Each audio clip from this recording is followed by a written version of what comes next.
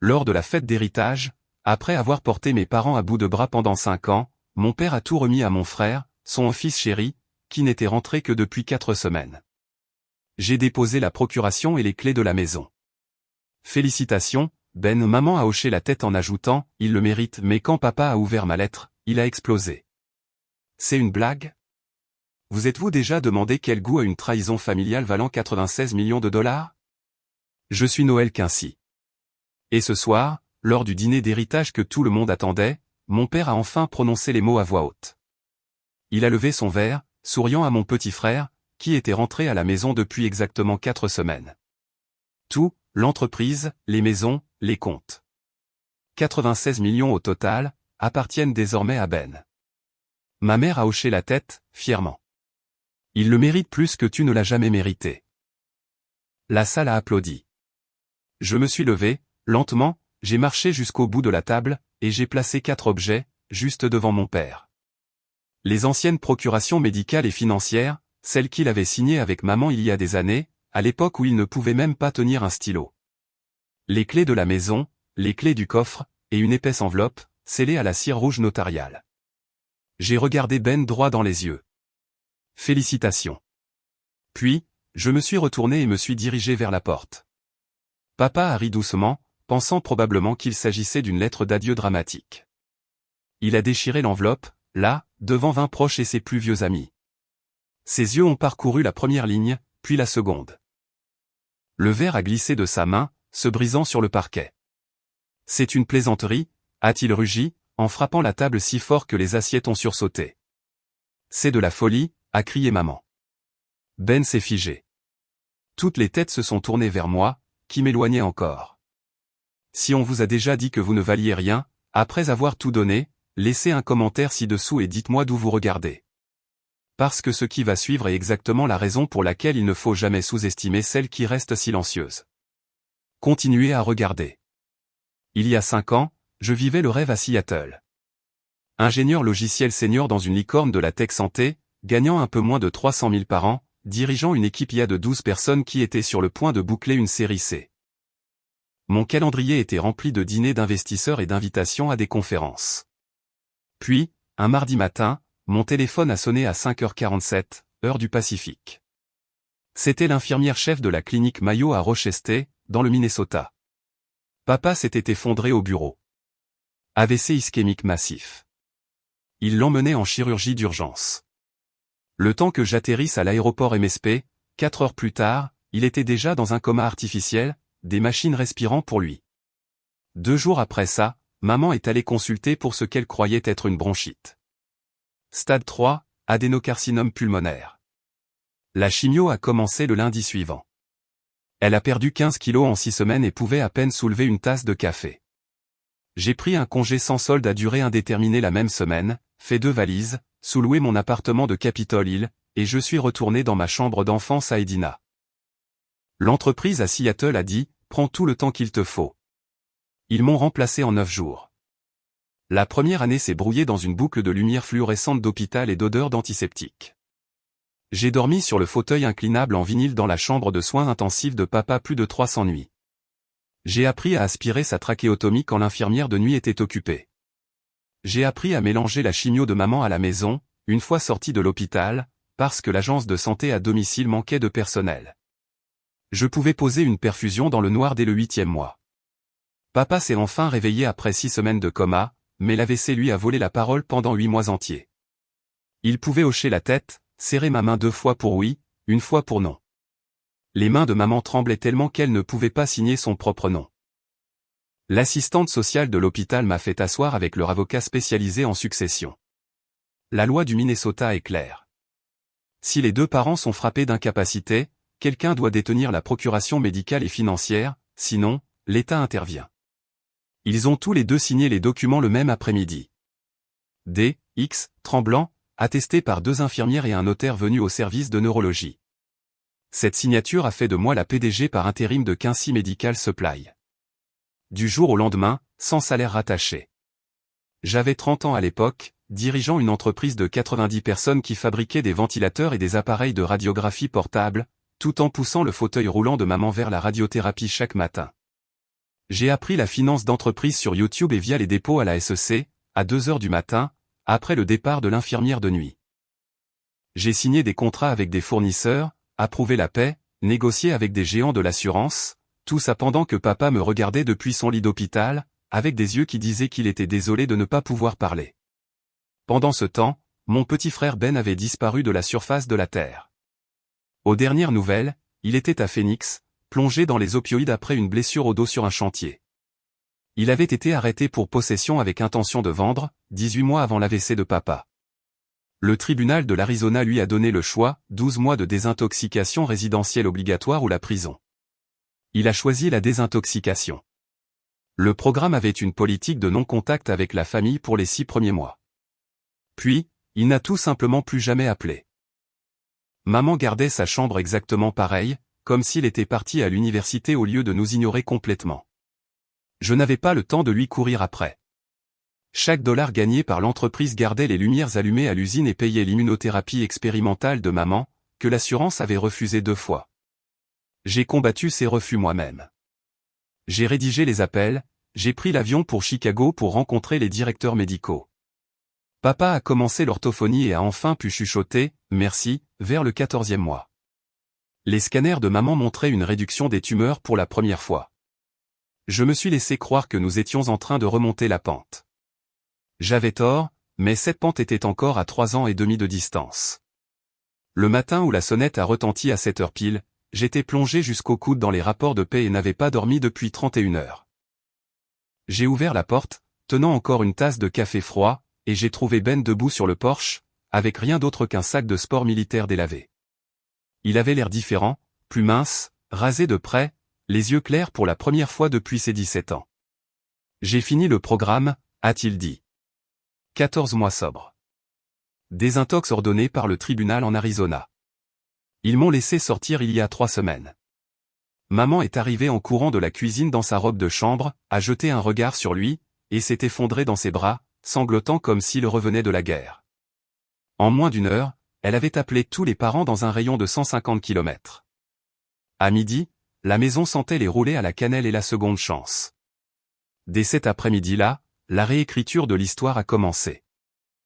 Maman a assis papa dans son fauteuil inclinable et lui a dit, assez fort pour que je l'entende depuis le couloir, que Ben s'était simplement cherché, dans l'Ouest, qu'il avait fait du réseautage avec des fournisseurs à Phoenix, qu'il s'était inscrit à des cours de commerce en ligne.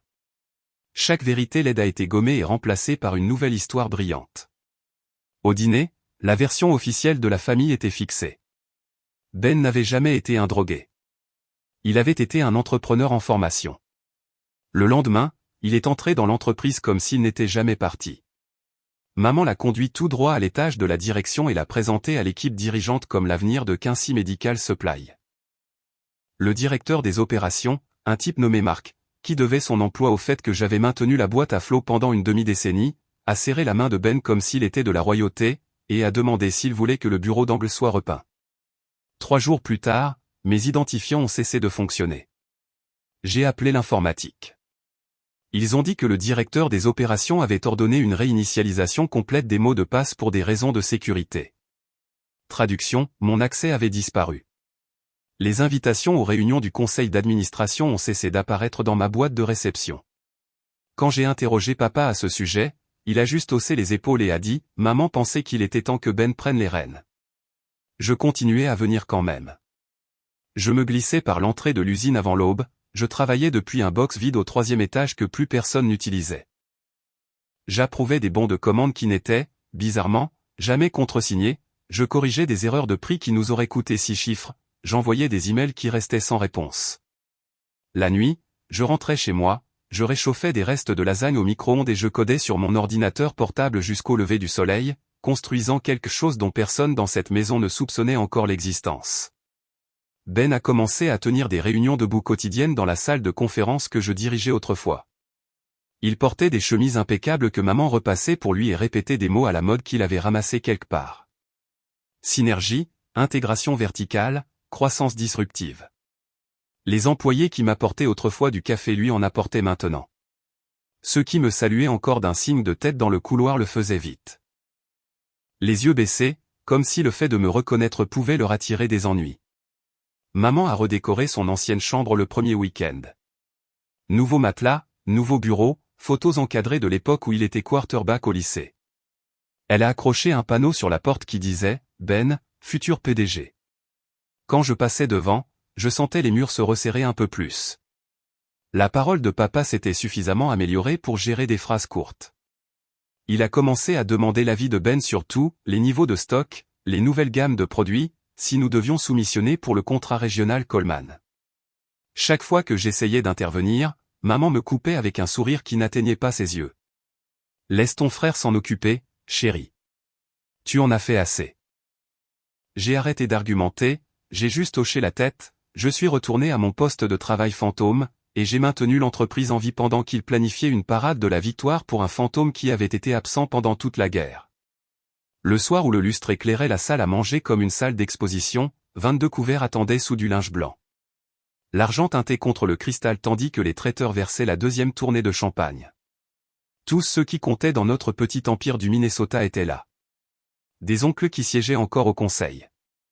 Des cousins propriétaires de concessions, les plus vieux copains de golf de papa, même le pasteur de la famille. Papa se tenait en bout de table, dans un costume bleu nuit que maman avait choisi ce matin-là. Sa voix s'était renforcée au cours de la dernière année. Il n'avait pas besoin du micro que quelqu'un avait installé juste au cas où. Ce soir n'est pas juste un dîner, a-t-il commencé, levant son verre plus haut. Ce soir, nous passons le flambeau à la prochaine génération, à la personne qui a prouvé qu'elle avait sa place à la barre. Il s'est tourné et a posé une main sur l'épaule de Ben. Mon frère arborait le même sourire fier qu'il répétait devant le miroir depuis des semaines. La semaine dernière, j'ai signé les derniers documents, a continué papa. 96 millions de dollars en capitaux propres de l'entreprise, les biens immobiliers, les comptes d'investissement. Tout appartient désormais à Benjamin. Une vague d'applaudissements a parcouru la table. Quelqu'un a sifflé. Tante Linda tamponnait ses yeux avec une serviette monogrammée. Maman a tendu la main et a serré celle de Ben si fort que ses articulations ont blanchi. Elle m'a regardé droit dans les yeux, par-dessus l'agneau en croûte de romarin, et a souri du sourire le plus doux et le plus cruel que j'ai jamais vu. Il le mérite bien plus que tu ne l'as jamais mérité, Noël.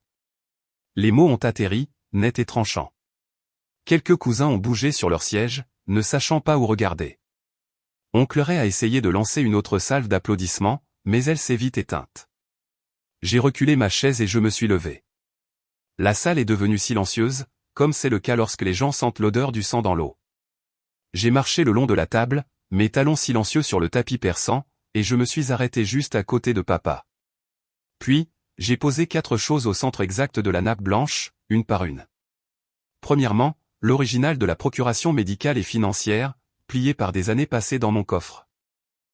Deuxièmement, les clés de la maison, sur le vieux trousseau en laiton que papa m'avait donné le jour où j'ai emménagé. Troisièmement, l'unique clé du coffre à armes et du coffre à documents de son bureau. Quatrièmement, une épaisse enveloppe Kraft scellée à la cire rouge notariale, mes initiales gaufrées sur le rabat. Tous les yeux suivaient mes mains. Le lustre faisait briller la cire comme du sang frais. J'ai soutenu le regard de Ben, calme et stable. Félicitations, ai-je dit, d'une voix assez douce pour que seules les personnes les plus proches l'entendent clairement. Puis je me suis retourné et j'ai commencé à marcher vers l'arche qui menait au hall d'entrée. Papa a laissé échapper un petit rire méprisant, le même qu'il utilisait quand j'avais 12 ans et que je suppliais de venir aux parties de pêche. Il pensait savoir ce qu'il y avait à l'intérieur, une lettre de démission, des excuses tachées de larmes, une dernière supplique désespérée. Il a pris l'enveloppe, a glissé son couteau à beurre sous le seau, et l'a déchiré là, entre la crème brûlée et le porto. La première page a glissé. Ses yeux ont parcouru l'entête, puis la deuxième ligne, puis la troisième. Le couteau à beurre a cliqueté contre la porcelaine. Son visage s'est vidé de sa couleur si vite que je l'ai vu depuis 6 mètres de distance. Il a levé les yeux vers moi, la bouche s'ouvrant, mais aucun son ne sortant, et a finalement rugi assez fort pour faire trembler le cristal. C'est une plaisanterie. Maman s'est à moitié levée de sa chaise. Richard, qu'est-ce qu'il y a? Il ne pouvait pas répondre. Il continuait juste de fixer les papiers, qui tremblaient dans sa main comme s'ils étaient écrits en lettres de feu. Le rugissement de papa résonnait encore contre les moulures quand il a enfin retrouvé sa voix. Il a tenu les pages en l'air comme si elles étaient contagieuses, lisant à haute voix d'une voix qui craquait entre fureur et incrédulité. Il y a 18 mois, alors que j'étais encore dans le coma et que maman était à peine consciente à cause de la chimiothérapie, Noël Quincy, agissant en vertu d'une procuration médicale et financière durable valide du Minnesota, a transféré 98% de toutes les actions de classe A avec droit de vote de Quincy Medical Supply dans le trust irrévocable Quincy Health Foundation. Il s'est arrêté, a dégluti difficilement, et a continué, avec Lauren Brox, avocate agréée en planification successorale du Minnesota, nommée administratrice unique. Le trust est irrévocable en vertu de la section 501C des statuts du Minnesota. Cet instrument, daté et notarié à la clinique Mayo de Rochester. Effectif ce soir, sur notification formelle à toutes les institutions financières, la clause de gel s'active, aucun transfert, vente, gage ou distribution impliquant des actionnaires antérieurs ne peut avoir lieu sans le consentement de l'administrateur. Toute tentative de révocation ou d'amendement est nulle. Les mots ont flotté dans l'air comme la fumée après un coup de feu. La bouche de l'oncle Ray est littéralement tombée ouverte. La flûte de champagne de tante Linda a glissé et s'est brisée sur le parquet. Personne n'a bougé pour nettoyer. La main de papa tremblait tellement que les papiers s'entrechoquaient. Cela ne peut pas être légal, a-t-il râlé. Gregory est, le camarade de chambre de fac de papa, membre du conseil depuis 35 ans, et l'homme qui contrôlait encore la relation bancaire principale de l'entreprise, a senti son téléphone vibrer contre sa poitrine. Il l'a sorti, a jeté un coup d'œil à l'écran, et a pris la couleur du papier d'imprimante. Richard, a-t-il dit doucement, tenant le téléphone pour que tout le monde puisse voir l'alerte de la US Bank. Tous les comptes d'exploitation, la ligne de crédit, les services marchands, tout est gelé à partir de minuit ce soir. Il cite la notification du trust qui vient d'arriver à leur service juridique. Maman a émis un son comme un animal blessé et a glissé de côté hors de sa chaise. Deux cousins l'ont rattrapée avant qu'elle ne touche le sol. Ben a bondi sur ses pieds, le visage tordu vers moi, là où je me tenais encore près de l'arche. « Qu'est-ce que tu as fait, bordel ?» a-t-il hurlé, une veine saillant sur son cou. Je n'ai pas répondu. Je n'en avais pas besoin. Les documents le faisaient pour moi. Papa continuait de tourner les pages, la voix montant à chaque paragraphe. Bénéficiaire conditionnel à la discrétion de l'administrateur, Quincy Health System LLC, une entité du Minnesota formée il y a 3 ans dans le but de. Il a levé les yeux, le regard sauvage. Tu as construit une autre entreprise avec l'argent de qui? Il n'a pas attendu de réponse. Il savait déjà quelle nuit sans sommeil avait payé pour ça. Gregory a réessayé, plus doucement. Rich, je viens de raccrocher avec notre gestionnaire de relations. Le gel est en béton. Ils ne nous laisseront même pas faire la paie de demain sans l'approbation de l'administrateur. Nous sommes bloqués dehors. La femme de quelqu'un a commencé à pleurer doucement dans sa serviette. Le pasteur fixait son assiette comme s'il n'avait jamais vu de saumon auparavant. Ben s'est jeté à travers la table, renversant les verres d'eau, essayant d'attraper les papiers. Papa les a tirés en arrière, les serrant contre sa poitrine comme s'il les lâchait les ferait disparaître. « Tu crois que tu peux voler mon entreprise ?» m'a crié papa. « Après tout ce qu'on t'a donné ?» J'ai enfin parlé, calme et plat. « Tu as signé la procuration toi-même. Maman l'a signé le même jour. Vous étiez tous les deux assez lucides pour savoir exactement ce qu'elle disait. Le Minnesota ne vous permet pas de la reprendre juste parce que vous avez changé d'avis plus tard. » Maman, toujours à moitié par terre, a gémi, on pensait que tu nous aidais, pas que tu nous volais. Je l'ai regardé pendant une longue seconde. Je vous aidais à survivre. Vous avez juste oublié de remarquer qui vous maintenait en vie. Ben a frappé la table des 2 paumes. On va faire un procès. On va se battre. Le nom de Lauren Brox était sur chaque page, avec le sceau du secrétaire d'État du Minnesota. Irrévocable voulait dire irrévocable. Tous les avocats dans la salle le savaient. Gregory a juste secoué la tête lentement. Papa s'est enfoncé dans sa chaise comme si quelqu'un avait coupé ses ficelles. Les papiers ont glissé de ses doigts et se sont éparpillés sur la nappe. Une feuille a atterri dans le beurre fondu. Le lustre continuait de briller, vif et impitoyable, sur 22 personnes qui réalisaient soudain que l'empire qu'elles étaient venues célébrer n'appartenait plus à aucune d'entre elles. Les téléphones ont commencé à exploser avant même que les traiteurs ne débarrassent les assiettes à dessert. L'écran de Gregory s'est allumé en premier avec une autre alerte bancaire, puis celui de papa, puis celui de chaque membre du conseil qui avait encore l'application de l'entreprise sur son téléphone.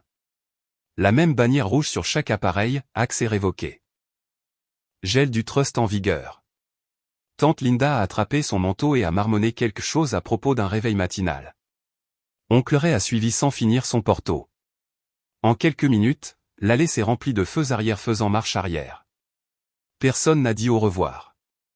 Au moment où le dernier invité s'éloignait, l'email officiel du réseau de santé régional Coleman est arrivé sur la liste de diffusion des cadres. Objet, sélection du fournisseur pour le système d'exploitation à l'échelle de l'entreprise. Je l'avais déjà vu une heure plus tôt. Coleman, 18 hôpitaux à travers le Minnesota et l'ouest du Wisconsin, un contrat de 62 millions que tout le monde pensait être dans la poche, avait choisi Quincy Health System. Ma société, celle que j'avais enregistrée dans un minuscule WeWork au centre-ville de Minneapolis il y a 3 ans, codant après minuit, pendant que l'usine en base estampillait encore des ventilateurs sous l'ancien nom. L'email était court et brutalement poli. Après une évaluation exhaustive, le réseau de santé régional Coleman est fier d'annoncer son partenariat avec Quincy Health System LLC pour la gestion complète du flux des patients pilotés par IA, de la chaîne d'approvisionnement et du cycle des revenus. L'implémentation commence au premier trimestre. Papa l'a lu à haute voix dans la salle à manger désormais vide, la voix creuse. Ben a arraché le téléphone, a fait défiler, puis l'a jeté contre la cheminée en pierre. Le verre et les batteries au lithium se sont éparpillés sur l'âtre. À 8h17 le lendemain matin, tout le personnel de Quincy Medical Supply a reçu le même SMS groupé des RH, en raison de restrictions bancaires imprévues, le traitement de la paie pour la période en cours a été suspendu. Mise à jour à suivre. À 9h, les groupes WhatsApp de l'usine étaient en feu. Les conducteurs de chariots élévateurs postaient des photos des portes enchaînées par l'équipe de saisie de la banque. La chef comptable s'est filmée en direct en train de pleurer sur le parking parce que son alerte de dépôt direct avait été rejetée. L'avocat de longue date de la famille, Tom Erickson, a finalement répondu au 19e appel de papa. Je pouvais entendre chaque mot à travers la porte du bureau. Richard, je suis désolé. Conflit d'intérêts. Lauren Brox m'a engagé pour le trust maintenant. Je ne peux pas te représenter contre ça. Tu as besoin d'un nouvel avocat. Clic. Ben a disparu à l'étage. 10 minutes plus tard, le bruit du bois qui éclate et du verre qui se brise a plu depuis le 2e étage. Maman a couru en haut en criant son nom. Quelque chose de lourd a frappé le tapis du couloir. Plus tard, nous avons découvert que c'était la commode en acajou qu'elle lui avait achetée pour sa remise de diplôme. Papa était assis sur la dernière marche, la tête dans ses mains, fixant les pages éparpillées du trust comme si elles étaient écrites dans une autre langue. Il continuait de marmonner des chiffres, 96 millions, 62 millions. Le solde de l'hypothèque, les factures médicales de maman qui arrivaient encore à échéance. Je me tenais dans la cuisine, buvant un café dont je ne sentais pas le goût, et je regardais l'Empire finir de se vider de son sang en temps réel. À midi, le Star Tribune avait l'histoire sur son site web. Quelqu'un chez Coleman avait divulgué l'annonce du fournisseur. Quelqu'un à la banque avait divulgué le gel. Le titre était impitoyable, le géant des fournitures médicales de Minneapolis verrouillé du jour au lendemain. Une nouvelle start-up IA remporte le contrat suprême. Mon téléphone a vibré avec un type de notification différent. Une fiche de conditions pour une série B d'un fonds de la Silicon Valley avec qui je parlais discrètement depuis 6 mois. Ils venaient d'augmenter leur valorisation après avoir vu la victoire de Coleman. J'ai accepté les félicitations avec un emoji pouce levé et j'ai éteint l'écran. À l'étage, Ben avait donné un coup de poing à travers une cloison sèche et sanglotait maintenant sur le palier. Maman essayait de le tenir comme elle le faisait quand il avait 9 ans et s'était cassé le bras à l'entraînement de hockey. Il l'a repoussé assez fort pour qu'elle trébuche en arrière contre la rampe. Papa n'a pas bougé pour aider. Il continuait juste de fixer le même paragraphe dans le document du trust, celui qui disait en anglais clair que pas une seule action ne pourrait jamais revenir. Loi du Minnesota, irrévocable, finale. La maison est devenue silencieuse, à l'exception du fracas occasionnel et des suppliques brisées de maman. J'ai posé ma tasse vide dans l'évier, j'ai pris le petit sac de nuit que j'avais préparé 2 jours plus tôt, et je suis sorti par la porte d'entrée sans un mot. L'air froid de novembre avait un goût de liberté. 9 mois plus tard, le panneau, à vendre, devant la maison d'Edina était blanchi par le soleil et penchait. Le vieux panneau Quincy Medical Supply sur la route départementale 18 avait disparu depuis le printemps, remplacé par une bannière générique qui disait « Vente aux enchères ». Tout doit disparaître. Le chapitre 11 a duré exactement 11 semaines. Les créanciers ont senti le sang dès que les relevés bancaires ont été déposés au dossier. Le juge l'a converti en liquidation chapitre 7 plus vite que quiconque ne l'avait prévu. En juin, les machines de l'usine ont été vendues par lot à un distributeur de Chicago. Le mobilier de bureau est parti dans un incubateur de start-up pour une bouchée de pain. L'entreprise qui employait autrefois 90 personnes dans la banlieue nord-ouest a simplement cessé d'exister. La maison a suivi 5 mois après le premier défaut de paiement hypothécaire. L'hypothèque était au nom de maman et papa uniquement. Le trust n'a jamais touché à l'immobilier. La US Bank a déposé une demande de saisie au tribunal du comté de Hennepin et a gagné par défaut. La vente du shérif a eu lieu un mardi matin d'août. Un jeune couple d'Eden Prairie l'a acheté pour 62 cents sur le dollar. Ils ont posté les photos de la signature sur Instagram la même semaine, nouveau comptoir en quartz, peinture fraîche. Aucune trace de la famille qui y avait vécu pendant 27 ans. Ben a tenu 73 jours à l'extérieur. Il a été testé positif au fentanyl la première fois qu'il a essayé de rendre visite à maman après l'avis d'expulsion. 2 semaines plus tard, la police de Minneapolis l'a ramassé endormi dans une Civic volée avec un sac à dos plein de pilules. L'avocat commis d'office a négocié un accord, 18 mois à la prison de Lino Lake avec traitement obligatoire de la dépendance chimique. Maman pleurait quand ils l'ont emmené menotté. Papa n'est pas allé au tribunal. Ils ont emménagé dans un 2 pièces au-dessus d'une laverie à Saint-Louis Park. 2e étage, exposé sud, $1180 par mois, chauffage inclus. La sécurité sociale de papa et sa pension de retraite anticipée s'élevait à $4416 combinés. Le régime Medicare Advantage de maman couvrait la majeure partie de sa chimio d'entretien, mais le reste à charge mangeait encore la moitié de chaque chèque. Ils ont acheté des produits d'épicerie avec des bons alimentaires et maintenaient le thermostat à 16 degrés. Chaque procès est mort de la même façon. Ils en ont déposé 3 au total, un devant le tribunal d'État pour influence indue, un devant le tribunal fédéral alléguant un manquement à l'obligation fiduciaire, et une motion d'urgence pour défaire le trust. Chaque juge a cité la même chose, les procurations médicales et financières ont été exécutées alors que les 2 donateurs avaient encore leur capacité juridique, attestée par le personnel de la clinique Mayo, notariée et enregistrée. Le Minnesota ne reconnaît pas le regret comme un motif de révocation. Affaire rejetée définitivement. Frais d'avocat à la charge du plaignant. Papa a vieilli de 10 ans en 9 mois. Ses cheveux sont devenus complètement blancs. Il a arrêté de jouer au golf, a arrêté de répondre au téléphone quand de vieux amis appelaient pour prendre des nouvelles. Certains matins, il s'asseyait sur le minuscule balcon en peignoir et fixait le parking jusqu'à ce que le soleil se couche. Maman a essayé une fois de me joindre. Elle a créé une nouvelle adresse Gmail et a envoyé un seul message depuis la bibliothèque publique. Nous sommes désolés. S'il te plaît, viens nous voir. Nous n'avons plus rien. Je n'ai jamais répondu. L'email est allé dans une boîte de réception que j'ai fermée la semaine même. La dernière fois que je suis passé devant l'ancienne maison, les nouveaux propriétaires avaient mis des décorations d'Halloween, des squelettes lumineux sur la pelouse, des lumières oranges dans les arbres qui étaient autrefois les miens.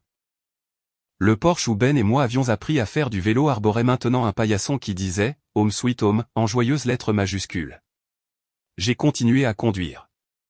Aujourd'hui, je me tiens au 42e étage de la tour Capella au centre-ville de Minneapolis et je regarde la lumière rebondir sur le lac Calhoun, comme elle le faisait quand j'étais enfant et que je faisais le tour du lac à vélo chaque été. Le mur de verre devant moi porte le nouveau logo, Quincy System. Symbole Nasdaq, QHS. Nous avons sonné la cloche il y a 4 mois. Le prix d'ouverture a placé l'entreprise à 1,9 milliard de dollars. L'action a plus que doublé depuis.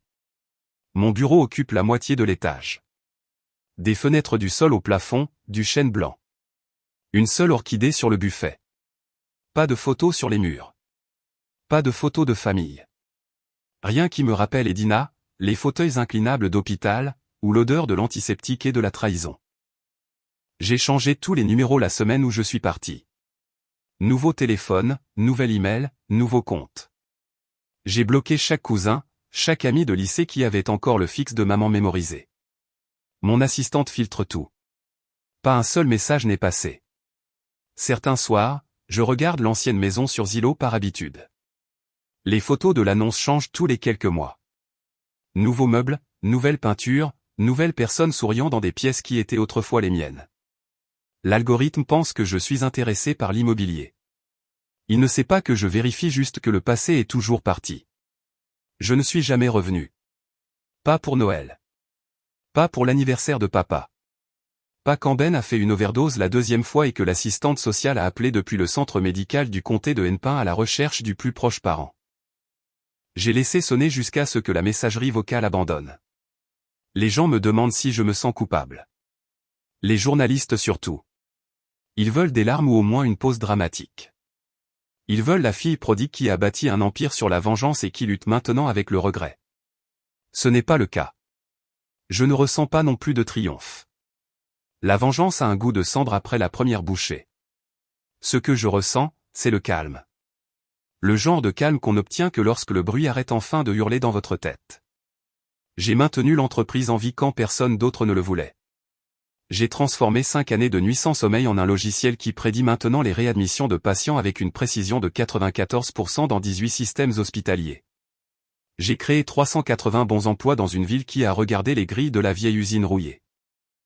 J'ai financé 2 cliniques gratuites à Minneapolis Nord qui portent le nom de jeune fille de ma mère, parce que je le pouvais, pas parce que je voulais sa gratitude. C'est la partie que les étrangers ne comprennent jamais. Il ne s'agissait pas de retirer quelque chose à quelqu'un. Il s'agissait de refuser de laisser tout ce que j'avais sacrifié devenir le trophée immérité de quelqu'un d'autre. Je signe toujours les documents Noël qu'ainsi parce que la SEC l'exige, mais le nom ressemble à un manteau emprunté. Je ne l'ai pas prononcé à voix haute à un autre être humain depuis plus d'1 an. Quand les gens demandent ce que signifie le Q, je leur dis qu'il signifie qui est silence. Certaines leçons coûtent cher, mais ce sont quand même des leçons. Ne donnez jamais plus que ce que vous pouvez vous permettre de perdre. Ne confondez jamais tolérance et pardon. Ne supposez jamais que les gens qui ont besoin de vous aujourd'hui se souviendront de vous demain. Et si jamais le jour vient où ils essaient de remettre l'œuvre de votre vie à quelqu'un qui n'était pas là quand elle saignait, souvenez-vous que la loi peut aussi être une arme, si vous êtes prêt à la manier pendant que tout le monde est occupé à applaudir. Je ne pardonne pas. Je ne regarde pas en arrière. Et je ne porte plus leur nom dans mon avenir.